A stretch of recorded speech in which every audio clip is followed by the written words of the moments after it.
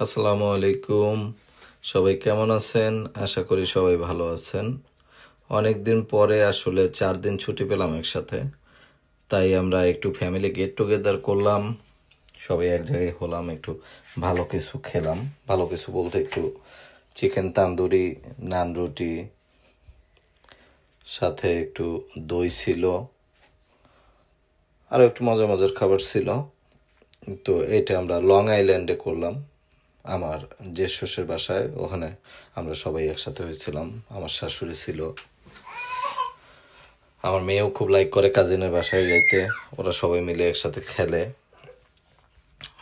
খাবারগুলো অনেক মজা হয়েছিল এবং ওরা অনেক সুন্দর করে ডেকোরেট করছিল।